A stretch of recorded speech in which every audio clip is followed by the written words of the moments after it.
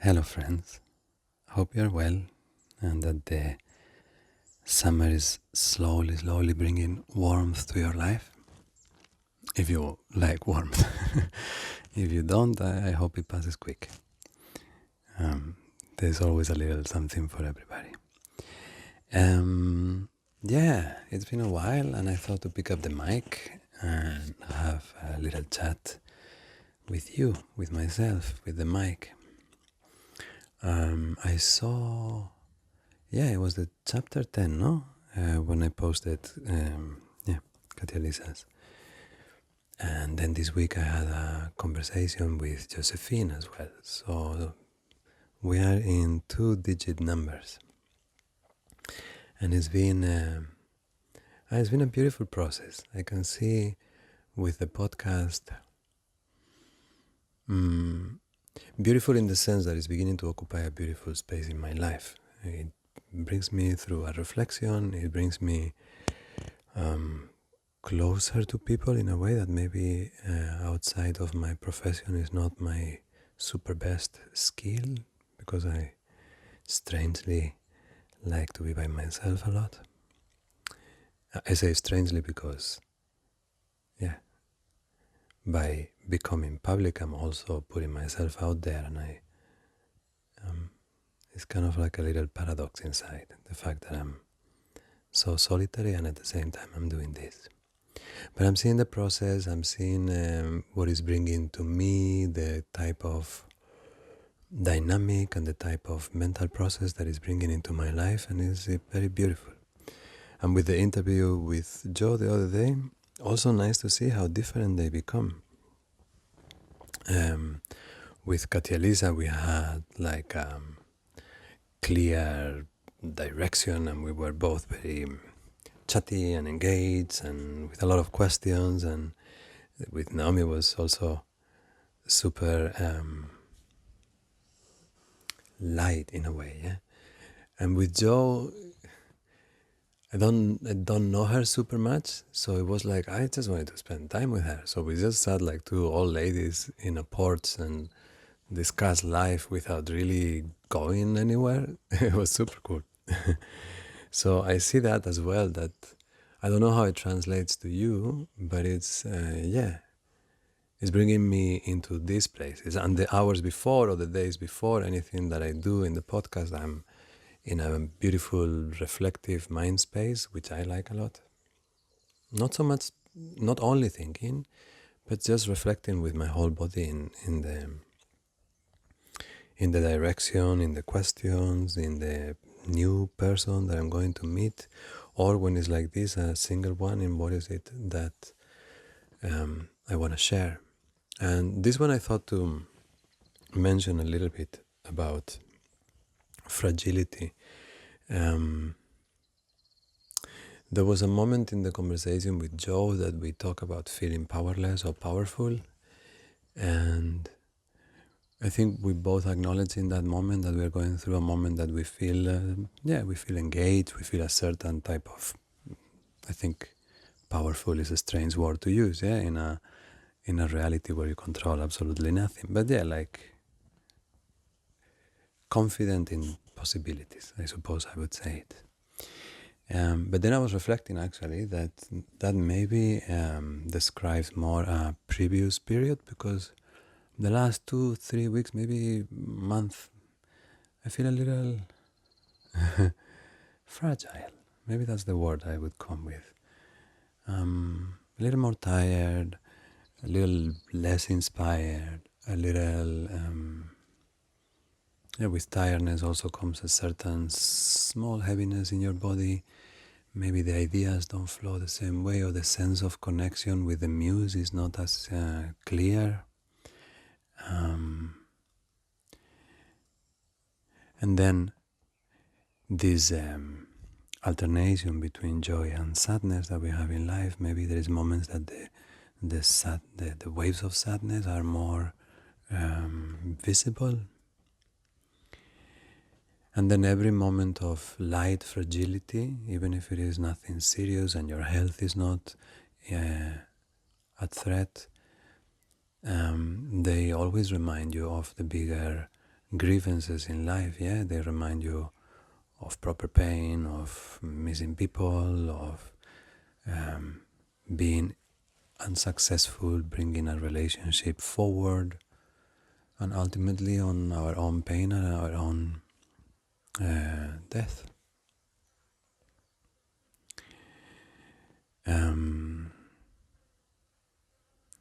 So I think very light, but this is kind of a little bit the space that I have occupied. Just stop contemplating, maybe after passing a little valley of inspiration and energy, a little soft valley. And that reminded me that this is actually why I started this. Besides my own gain and my own satisfaction, I was approaching this project with the idea of what do I need, or what do I want, or what do I desire in those moments. A little bit like what I mentioned in the video together. And I realized in those moments just to have people nearby or in relation that we can share the experience. But since I'm quite solitary, not always I feel, because my job implies meeting a lot of people, so not always I feel that when I have finished, I want to go out for another human encounter, even if they're all super beautiful. But then podcast has in many ways served that role for me. So that is what I wanted to, I think, to offer. Yeah, not advice, not even teachings, not the practice. I think is nice because then we get to practice some of these mental processes and we get to train the elasticity of the mind and the heart. But they're open practices, so it's never a direction or a guidance in the sense of pointing at the place we're walking towards, but more I'm walking. I'm walking, I'm seeing curves and stones and meadows and trees, and what are you seeing? Yeah, it's a bit that, sharing the process of walking together home. And with the subject of fragility in special, what I see is, I think there is a soft tendency of becoming easier to deal with it. I think I got bigger swings of the pendulum when I was younger. And I think one of the things that has supported me for that is to fully embrace the inevitability of fragility.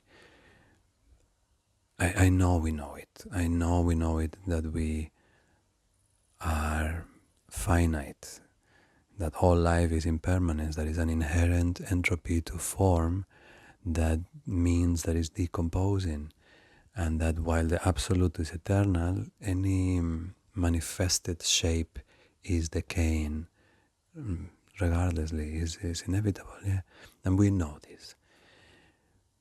But I fully go into it in moments of fragility. I really sit with the feeling, with the reflection, and I understand that it's not just mine, that is always, that it has been for everybody, that so many people have felt in much harder and more challenging ways than me this fragility that I feel.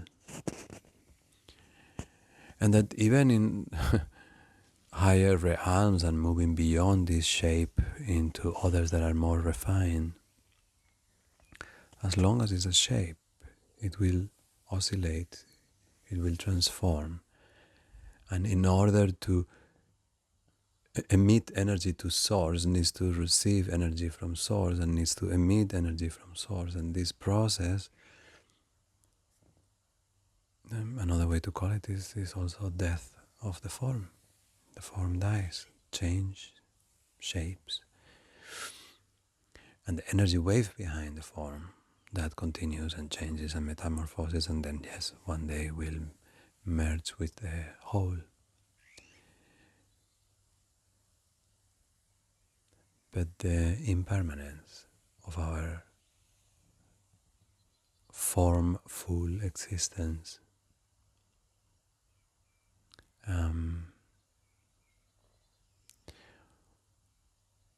the less I resist it, the less I allow myself to entertain the empty dream of getting rid of it or transcend it.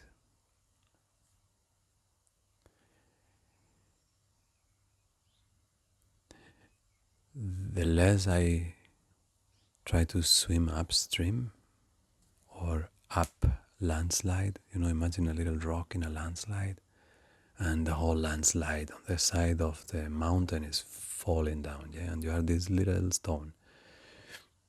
And then the exercise of free will, maybe you're wiggling to the left, to the right, but imagine trying to go up. So I think that's what I mean, fully embracing the direction of the landslide, of the human slide, and the universality of it. It feels so real, so here, so in front of your nose, that it leaves less space for struggling and suffering because you are being it. Yeah. So it's a habit in moments of perceived fragility to direct my attention in that direction. And then I think another thing that is serving me through life is that because you are there, because you have already erased the, let's say, the giving up button, because giving up implies that somehow there is an illusion that it will end. But if it's not going to end, giving up, it makes no sense. There's always engagement, there is always participation. So then once that becomes second skin, the next place I like to look at is the fluidity that I exercise in changing from hill to valley in the flow. So sometimes when you're putting a lot of momentum in climbing a hill of enthusiasm, you get to the top and then it's accelerating. You are going with all the speed down. Then you get to the valley, and then if you're lucky and you carry enough speed, then you get to the next crest and maybe it's a little softer, so you get a break, but you keep flowing, But sometimes when you get in the valley and you don't have enough speed to just with the momentum go up, or at least that's the impression, because you're a little, uninspired, or like imagine that these moments of fragility, or these moments, imagine you're ill at home, or you are having a long weekend where you are like under the weather, or in pain, or injured, or I don't know, whatever, one of those you choose, you pick up your favorite. It feels a little like you get the opportunity to step back, and then you see the practicalities of your life, because these moments have the tendency of leaving you a little on the inoperant side. So you see the boat of your life passing in front of you, and sometimes you can feel that it's not going in the direction that you want it to go. So I find these moments, these clutching moments, it's like in the car when you clutch from one speed to the other, are useful to calibrate if the overall direction is the one you thrive in. Because since we are fighting decomposition, even going with the flow, there is an enthusiasm that one needs to put behind life. And the more you are passionate about what you do and what you are spending your time on, the more it will pull you. So in moments of less energy, the energy of you loving that pulls. So that also helps. And another thing that helps is to be more. When I was younger, I stayed a long time in each one of the feelings.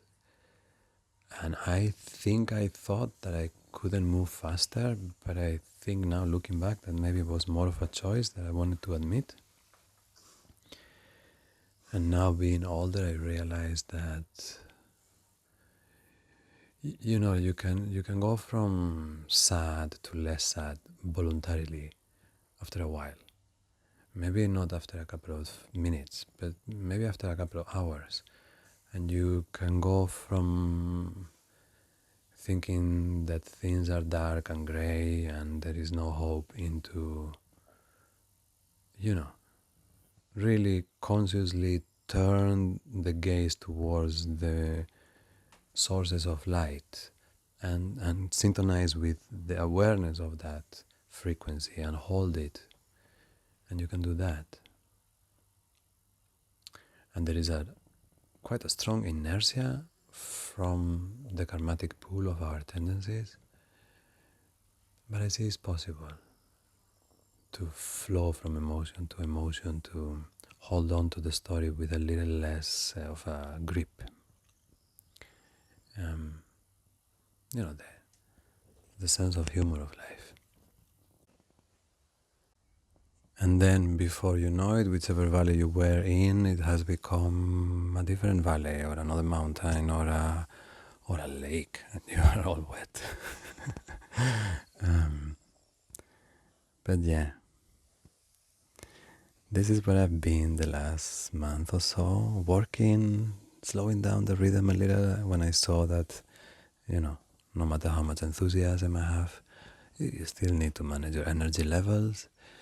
And then there is an art. Every one of you who is independent in your profession and self-employed and a creative mind, you have to balance these moments of creativity and enthusiasm and getting engaged also, not just yourself, but with people. And then see when your energy needs care and you have to put a little bit of a pause, not because you don't desire to do what you want to do, but because your body is saying that you need to take a little moment to breathe and stretch and sleep a good night. Or even the other way around, just be silly and shallow and exuberant for a night and go party and forget about things. But sometimes you add these 2-3 days and then you realize that you really need to rest. So each one of us with this type of professions, and especially in these moments of expansion, we walk through this uncharted territory of balancing energy, finances, creativity, the dream, and not get swallowed by the dream as well, yeah? And feel also, because more is more is more is more, The hunt for more knowledge will always leave you desiring more knowledge. The hunt for more money or health or success will always leave you wanted for more. Is the very essence of want. So without becoming cynical and giving up on life or not engaging, not partaking in the manifestation, that would be silly. But clear observation does indicate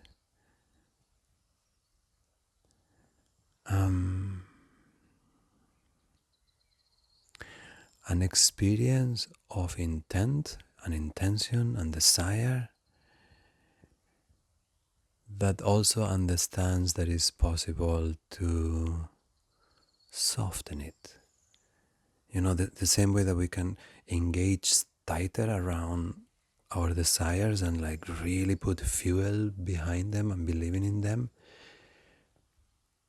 there is a moment also where you are able to allow yourself to soften the grip on your desire. And instead of falling in mindlessness or distraction or distraction, fall back into really calm self-satisfied open awareness where there is no, the arrow is not trying to point in any direction. It simply lets the waves of wind mark the focal point. Yeah. So if anybody is going through a fragile moment, if anybody is going through a moment where you feel a little less than you have felt, if you are struggling,